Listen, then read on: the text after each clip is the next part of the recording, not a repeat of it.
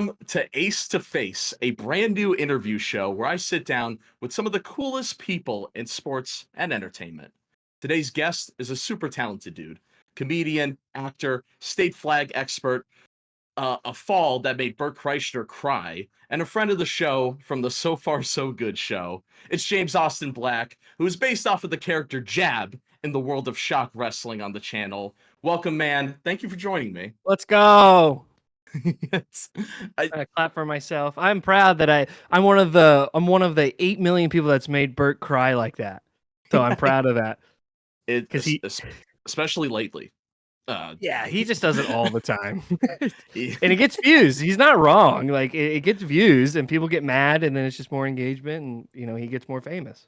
it's a master clickbait. Speaking of clickbait, what Yeah. is how would you describe your role exactly on the So Far So Good show? God, what a great question. What a good start.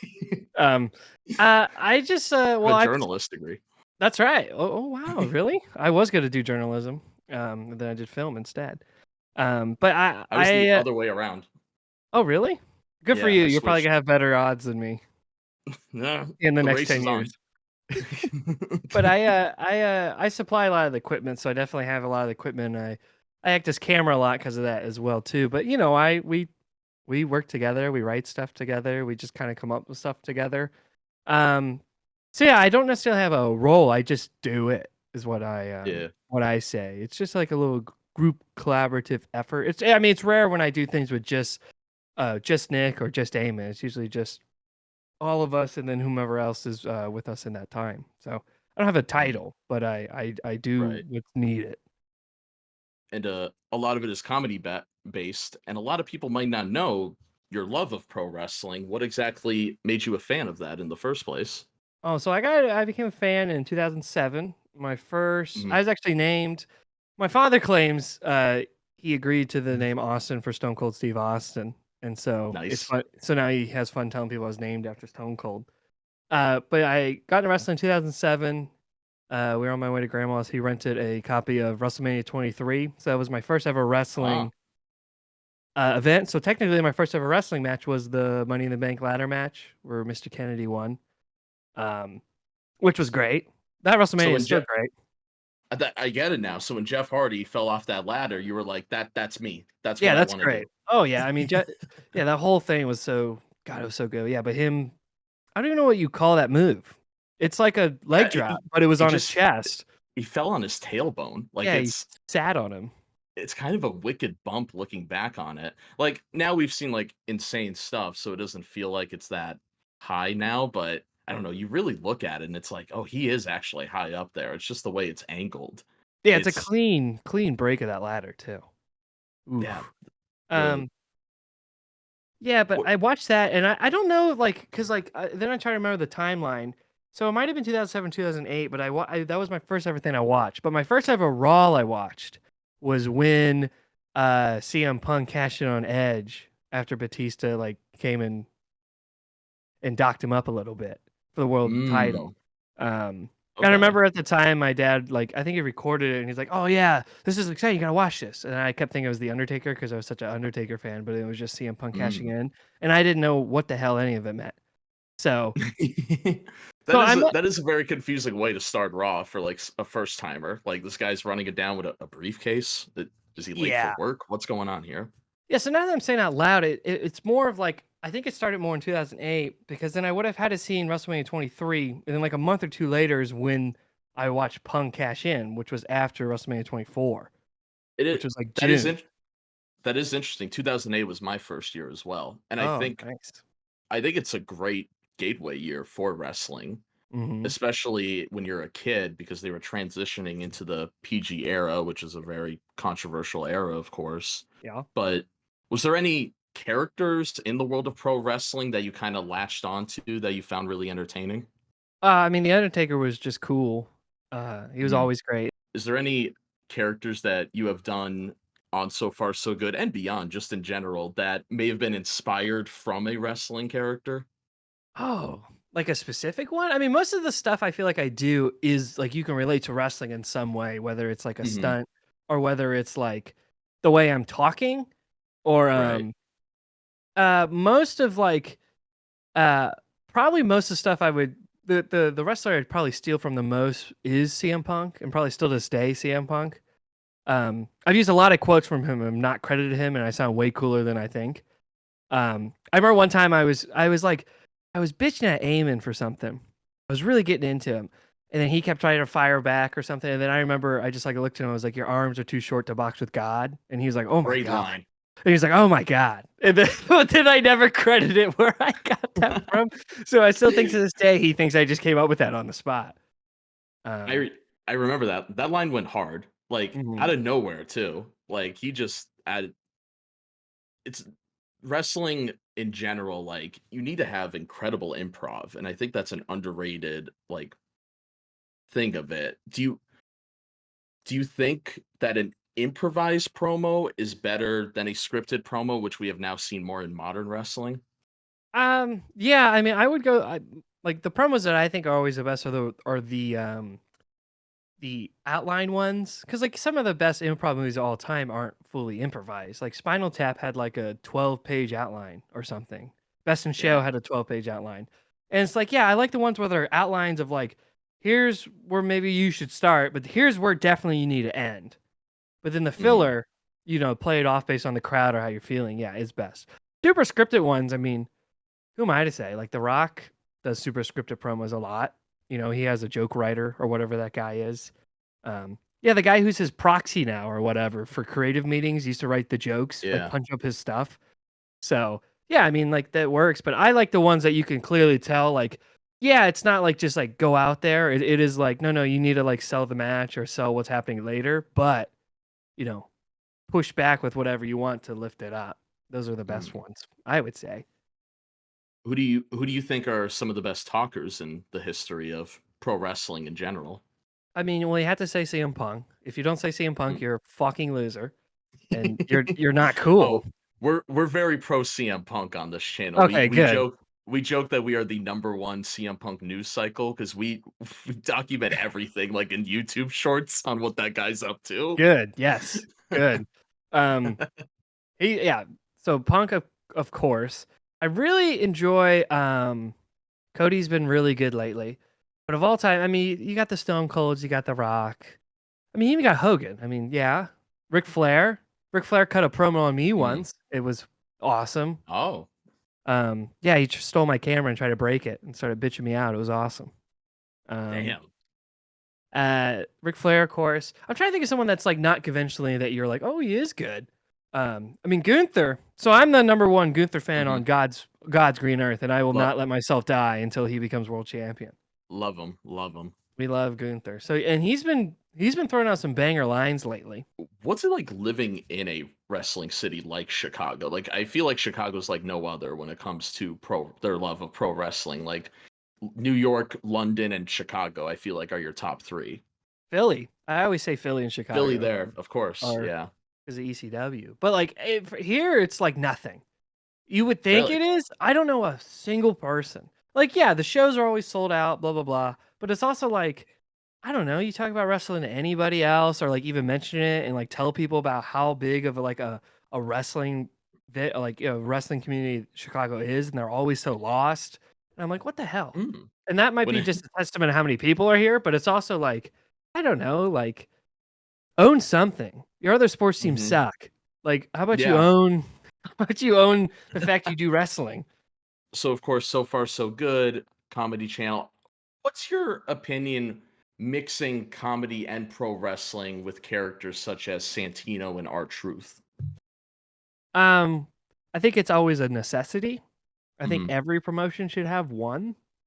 Because yeah, people can hate it all they want. The people who want every person they watch to be Will Ospreay, but you need the comedy people to like. You got to appeal to the other 70% of the audience, and I think it's fantastic, especially when it is funny on both sides. Because yeah, I'm there to watch wrestling. I'm not there necessarily to watch a comedy act. But our truth, I like seeing what he's been doing lately. So I think it's a necessity to a show to like have that one character that is a just not even really a wrestler, even though they are, but they're there just to like do the funny stunt or do the funny promo backstage that is like, nowadays too is gonna get the views or gonna get the clips from like casuals who are like just there to see the funny people. Like I've definitely Right. had watch parties where they just wanted to see the what funny bits were gonna happen in the Royal Rumble or whatever. So it's a You- necessity. Yeah. What's your what's been your take on our truth with the Judgment Day? Do you think that some people think that might be hurting the Judgment Day, or do you see it's kind of helping both parties right now, right before Mania? I mean, the Judgment Day sucked from day one. Like I don't know what the argument is. They've like, who gives a shit? Like, like nobody. Like, yeah, them adding Dom was cool, and then Who's definitely a comedy character, I would say, to a yeah, but point. he wrestles. He's like the Logan Paul. He's just like the same thing as Logan Paul, but Right. less famous. And then adding our truth is like, yeah, whatever. Like if it's Yeah. funny and it gets more views, then it gets more views. But it doesn't make the Judgment Day more credible, but it doesn't Yeah. decredible them either because they were never credible. It The it fact was kind of a shit show from the beginning. Finn never winning the belt was awful. Like, Yeah. what are you Yeah. doing? Like, and then now Damien's held on to the briefcase forever. There's no idea when or where he's going to cash it in at, which is exciting. But also just seems like they're Yeah. just going to try to find a way for him not to because he's not ready. Like, let's be honest. Like, he's great, but like, since Cody's been really popping, Punk's back, Drew's needs to be pushed or he's going to walk away from the company. I mean, yeah, there's no room for him right now. And then I Roman was has the hostage right now. So there's I no was room. gonna I was gonna ask, are you a Damian Priest fan? Because I have to defend Damian with like all of my friends. Like I guess I just hang out with Damian Priest haters. Oh no, I like Damian Priest. I'm just like Yeah. they gave him the briefcase at the right time, but then Mhm. like waited too long to do Yeah. it should have been Finn winning and then him cashing in on Finn. Like that would have been really predictable, but it would have been like good for everybody. Finn would It have got screwed again and would have made him like way more of a baby face suddenly. And then it Damian would have been like, I don't know, could have had it for like 3 months. it's sad because it's now getting to a point where it's like, oh man, he's probably just gonna be a transitional champion for somebody. That's what it feels It like the Miz when he won and then yeah. beat Drew. But I mean, that's what and Damian should not get that because he is It, good. to me, I love Seth Rollins. I think he's one of the best wrestlers in the world. I really don't know why this world title reign was like 10 months. I Yeah, don't understand. I've never once like I love Seth Rollins matches, but him, I've never once liked him. I've never once been like, Especially "Yay." when he's babyface. God, it's just awful. Like what he's been doing lately is just awful. It is absolute poo-poo garbage. He has no character. He just wears Yeah, that his I don't wife know what had a he is now. his wife who is better than him in every way. Came up with a gimmick where she's gonna dress up in really fancy outfits, be like really like cool and trendy and shit, and then like come out and just like have good matches.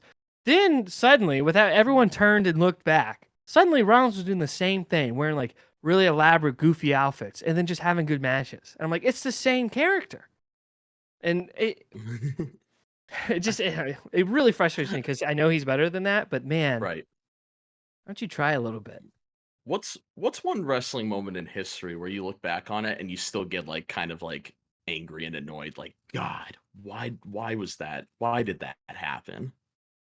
Ooh. There's a couple of them Uh, that um, you could always say the Punk thing with The Rock, but I kinda as it went on, I kinda liked it. Like, as I time went on, kinda I do I have like a the little defense for that. yeah, yeah. Punk was so dominant as a champion, it took a legend like The Rock to end that reign. I think Yeah, it kinda exactly. elevates it.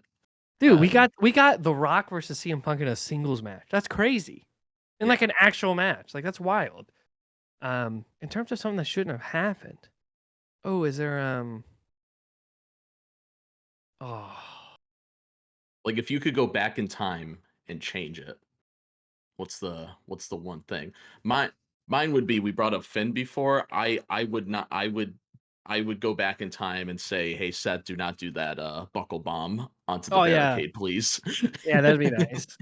Goodness, that would've been really but then Kevin Owens became champion, and I quite like that. Yeah, that's I true. qui I quite like that. I guess I would change Oh, what is one thing that really made me mad? I'm really trying to think of it. There's definitely something, and I'm trying to search for it right now.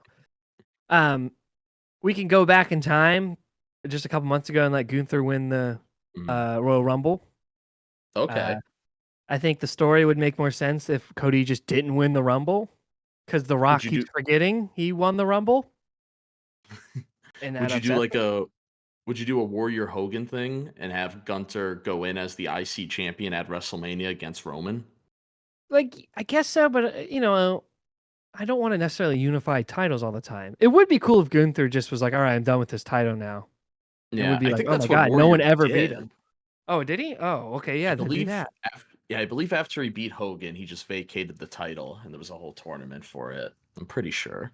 I'm telling you, the money match here is Gunther versus Rollins. That is the money match, and Yeah. it's pissing me off that we're not doing the money match. And then we could still do Cody versus Roman. We can Yeah. still get there. Do now what's been your take on this whole Cody Rock buildup? I know there's been a lot of layers, but I feel like we're in a really interesting place right now where at least you got to tune in to see what the hell's going to happen here. Oh, it's fantastic. Well, I love it. Hmm. I don't like the fact that Rock keeps forgetting Roman or Cody won the Rumble. That'd be cool if he took a moment to realize, yeah, he did actually earn the title shot, jackass. Yeah. Like, Well, it kind of fits into his character because remember when the Big Show technically won the Royal Rumble against him back yeah, in the day? the Rock doesn't care about Royal Rumbles at all. Yeah. They're dumb to him. Um, That oh. yeah, but it's much watched. It's a must watch TV. I like the I guess people are calling it the Hollywood Rock again. I like calling it the Samoan Boss Rock. Like, I want him to be like Ma- a Samoan mob boss. That'd be so cool. mm.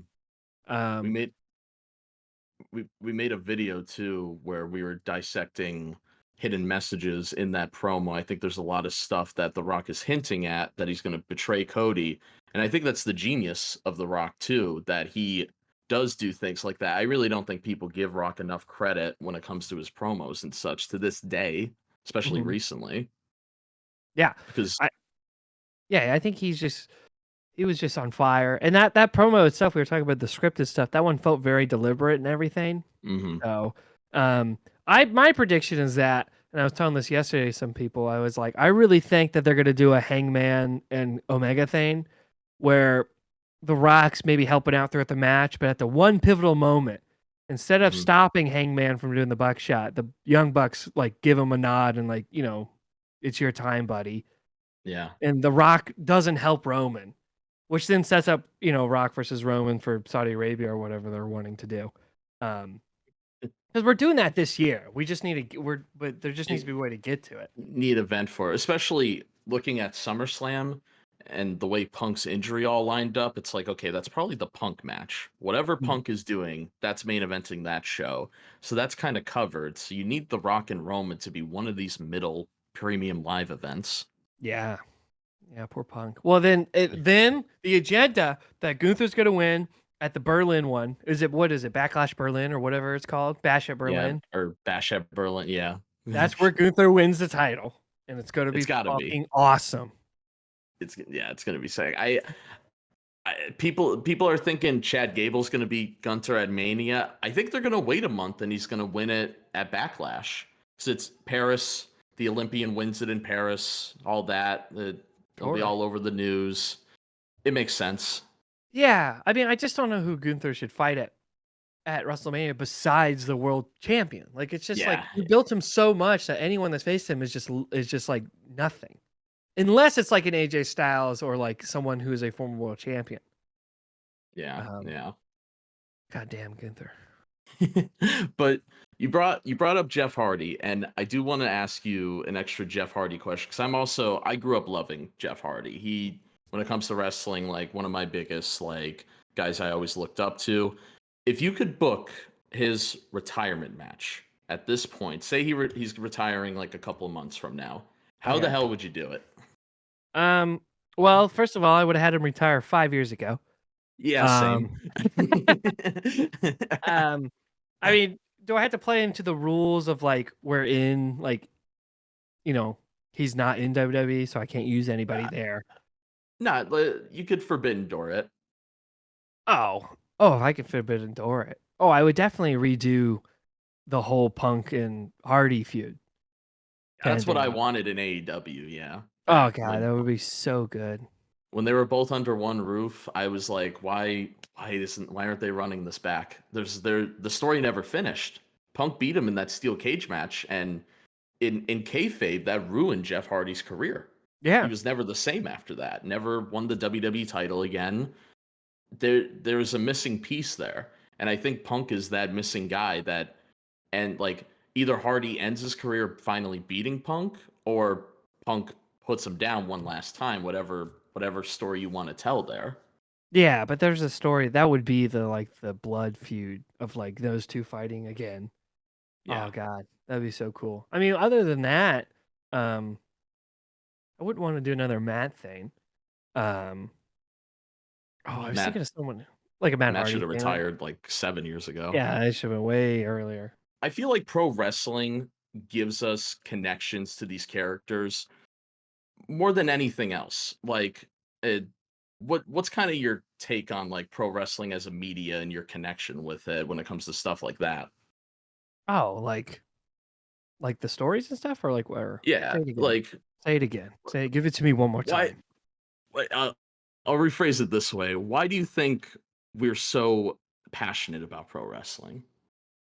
Oh, I mean, it's just because it's for me, it's the mixture of like the behind the scenes and what's in front of the camera. Like if you watch like Hmm. Breaking Bad, nothing in the not Bryan Cranston's contract or like Jesse Pinkman beating the shit out of somebody. Like that doesn't like play into the actual the show.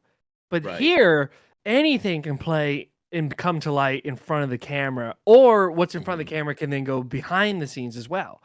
The fact that there's a transition between that is what fascinates me, is the whole like the whole organism and machine that is wrestling. But yeah, someone's contract is a part of a storyline, no matter if you like it or not. Right.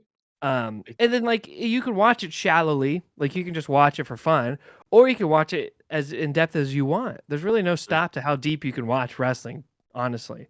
So it I can't think of another media that is as layered. Like we see with like the MCU right now, people are more talking about the behind the scenes, but they're not watching their movies. With mhm. WWE, you're talking about the behind the scenes and the issues, and you're still tuning in every Monday and Friday. It's a media unlike anything else. Yeah, It it's yeah. fascinating. Yeah, it's like if It- the NFL like had any kind of like yeah, NFL is another one that has like yeah, the contracts play into I guess the story of the game. Like this could mhm, be, this could be Christian McCaffrey's last game with the Panthers. Oh, and then it was. Oh, like but like that doesn't like I don't know, that's not why I watch that. I watch it because of the football. right. But wrestling, that is like you gotta watch that. Like this is, Yeah. the whole Money in the Bank thing. That was Punk's last match, quote unquote. Like you have to watch it. Like it's Mhm. a must watch because of that. And then you end up getting a really good match. And then you get more storylines come out of it. You get iconic. I mean, there's too many things, and that's why it's fun. It's so weird because like 95% of wrestling people will bitch about, but we watch for that 5% that is magic. Yeah. And it's unlike any like the feeling people got during Endgame when Captain America picked up the Thor's hammer and they all Mhm. cheered. I get that like at least a dozen times a year in pro wrestling. You Oh get yeah. those moments all the time. And that's what I try to describe to people who don't get wrestling or think it's fake and all this. What is your answer usually when you get that whole wrestling is fake?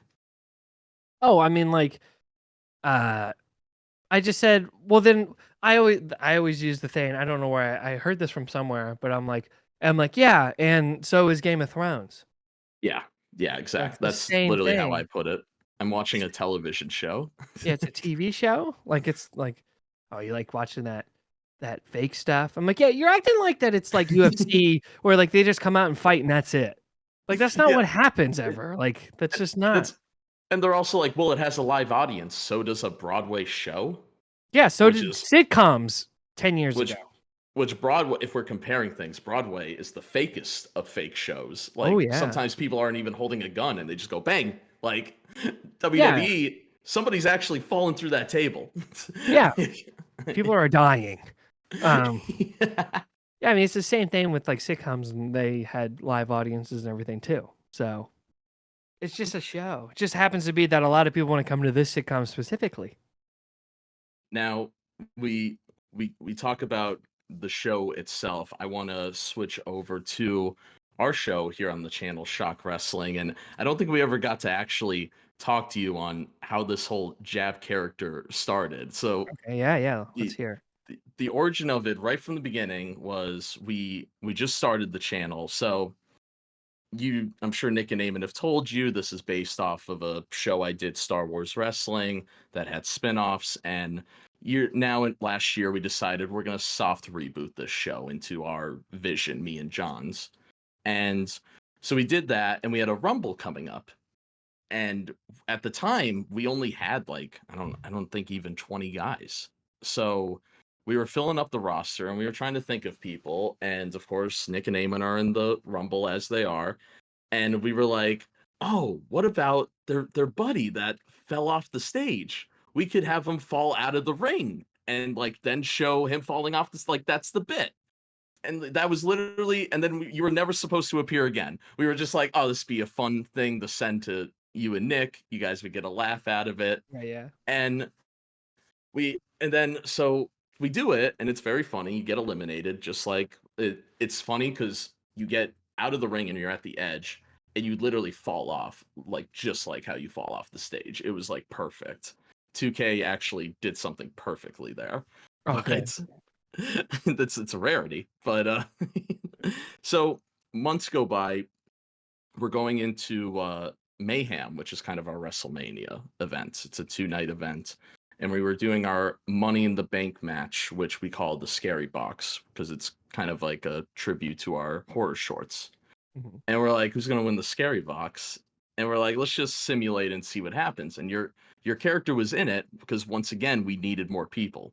And Yeah. we were like, let's throw Austin in there. This would be lit. And because Eamon was in it, so I'm like, that's a cool dynamic having two so far so good guys in there. Mhm. So the the recording happens and you win, and it's like, well, he has the briefcase now. He needs to be a recurring character. So you just stayed throughout the months, and eventually we had this really neat idea where we're like, what if he just wins the PWF world title? Like he is the champion of Pixar wrestling and nobody knows why. And that's where we are now. Wow. I didn't know that. I didn't know I won the briefcase. I knew I had it, but I didn't know I won it because I was just a filler spot. Not exact. No, you were scheduled in the match, Oh, sure, but yeah. Yeah. I Go on. I didn't. But I had no. There was no like I when you won it, it was like it hit me where I'm like, we could do something with this. Oh, And good. just a little behind the scenes story in there, because these multi-person matches are a bitch, Mm. like to record, because especially a Rumble and a Money in the Bank, where this is now the next 3 months of our booking, whoever wins those. Mhm. So when you did win it, it was like it kind of just opened the door of all these possibilities. And then we decided to bring back PWF, which is a promotion that wasn't even started by us. That's the funniest thing out of all of it. Shout out to Sully Core slash I Hate Ice Age Baby. Um,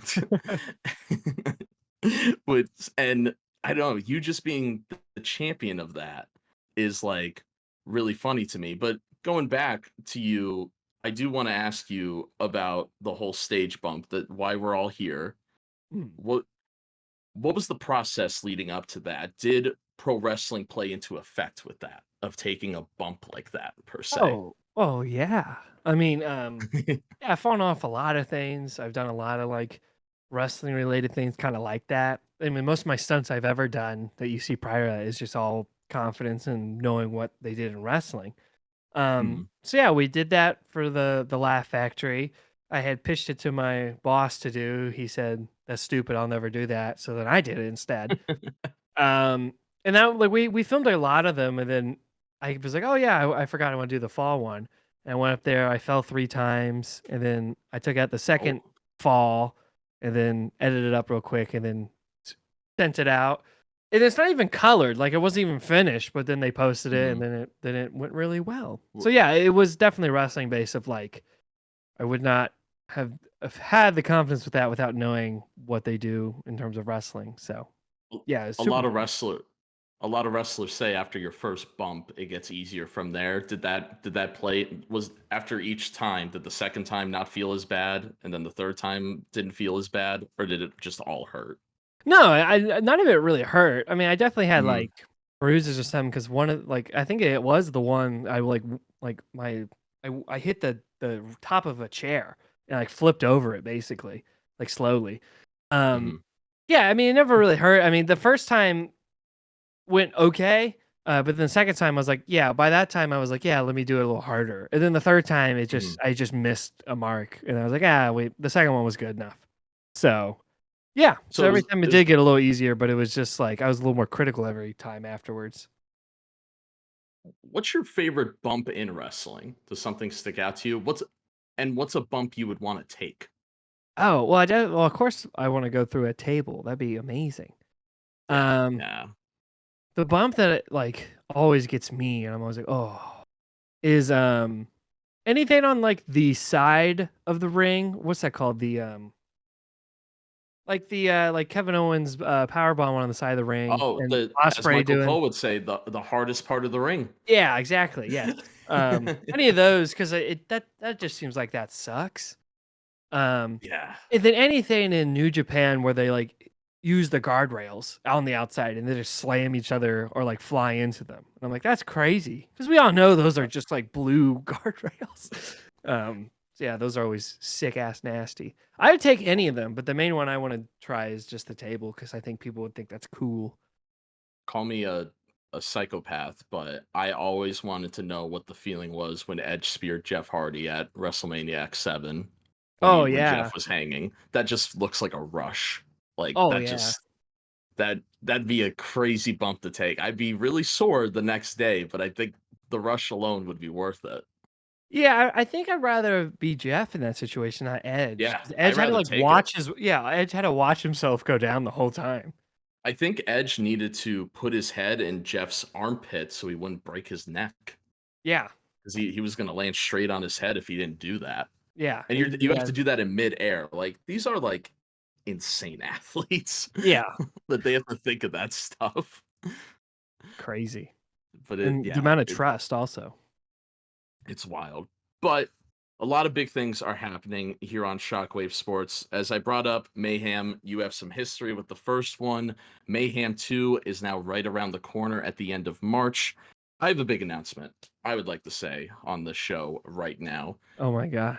A couple of weeks ago, I won my own ladder match, Mr. Jab, Oh, and wow.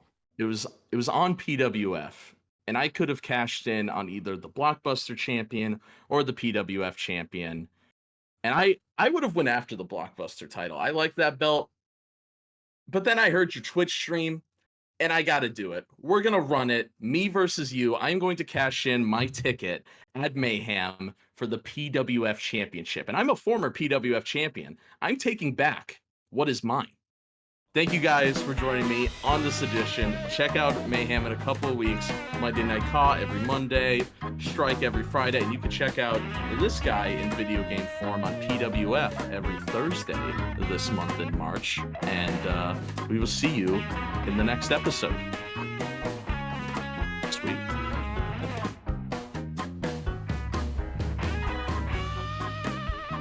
So, I'm sorry. Let's hold on. Let's recap this. So you, who's in charge of this all? And you also You you know, do co you JVH is in charge. He is the CEO. I'm the general manager of Caw. You got me I'm sorry. there. Okay, I'm sorry. Oh, I'm sorry. I'm sorry. One rung down. Sorry, my fault. Rung down. General manager. Which, if I'm not mistaken, if you go to any restaurant, the general manager can just make any meal they want for free. I'm pretty sure. And so this is exactly what this sounds like. You that just doesn't being mean the that doesn't mean the meal's good, but I cook delicious food wow, that every was amazing. Monday. That was amazing what you just said. That was incredible. And so hold on, let me finish my point also. So you're the general manager, and then you're gonna cash in on a match you won. And then I'm gonna Yeah, use you won with quotes here. You won. And then you're gonna I cash in against me which clearly, based on here, and as my story goes, I'm clearly underdog. I was a filler spot 2 times in a row, and on one of those times I won. So then no, go ahead. Yeah, go ahead. I wasn't even pointing to me. I'm just saying you have a lot of critics who think you don't deserve it. You team up with Big H and Nicholas, who are seen as part-timers. You kind of lumped yourself in with the part-timers, but I don't believe in that. See, that is actually where we agree. The crowd pleaser Nicholas and we are best friends, and you've caused this divide with your so far so good alliance. And I'm going to prove once and for all that you were just a flash in the pan. You had a good rookie year. You are the Johnny Manziel of shock wrestling, Jab. Johnny And I'm going to Manziel? prove that. Johnny Manziel? He had an amazing college run. What are you talking about? Yeah, but you're Manziel on the Browns, and I'm going to prove that at Mayhem. Oh, okay. So, okay. All right. You can do that all you want. So, but like, let's keep in mind for everybody that this is the general manager doing this I'm not the GM of PWF, but I'm sorry. This all connects in some way. You have such sway. Don't lie to me. Don't try to play that. You got drafted a Friday Night Strike. I have no power there, but I want the PWF title where it belongs on Monday Night Raw. Dude, you're acting like that these brand splits matter. We know in the world of wrestling they don't matter. Everybody has power everywhere. You are a general manager. You are in the pocket of this do-rag guy all the time.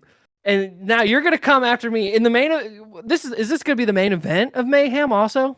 Nah, you're not that big of a draw. Listen. Okay, so but you're also not that big of a draw. Also, you're in the match also. Bert Kreischer can laugh at you all you want. You're not main eventing my Mayhem. Actually, Mikhail's main eventing. I don't want that either. I'm in a bit of a situation with that. But old Ben's main eventing night 2, the GOAT. So you're not touching that. Okay, that's fine. Listen, at least the GM's not booking himself to be the main event of their main show. The narcissism that is spewing out of my screen right now. Unbelievable. We'll find out what side the people is. We'll find out what side the crowd pleaser Nicholas is on as well. Dude, you were bitching about them being part-time. That's great. No. You know why they're part-time? No. You know why they're part-time? Is because they're fucking good at what they do. They don't need to work every day. The Rock's good at what he does. Roman's good at what he does. You're part-time because you're working in an office. That's not part-time. I mean, yeah, I am there every week. I'm putting in the work. You just talked about how much you love pro wrestling. I don't see it. I think this is a bit of a I don't know if you're in it for the long game. And I think you're just a lucky rookie. Sure. You can say I don't like pro wrestling because what I really like is championships. I like belts. I like heavy things around my waist, weighing down right up on there. So, yeah, go ahead, say all you want. I like belts. I like championships. I like accolades. I like numbers. So go ahead. Even if you take it from me, then I come back, then I win it a second time. Then someone takes it from me, then a third time. Oh, then guess what? 12 times later. Oh. I'm wooing myself to the bank. I got a bunch of replicas on my wall. That's all I give a shit about. All right. We'll find out at Mayhem in just a couple of short weeks. Ace versus Jab, PWF title. You do not want to miss it. What a pilot episode. This was truly, I definitely went Ace2Face with you right here, Jab. Oh my God. But you got catchphrases? Oh my God. Ace? Dude, the general manager calling himself Ace is wild to me. Why has no one called you out? This is such abysmal. The amount of ego. My screen's flickering. It can't handle the amount of ego. This is crazy.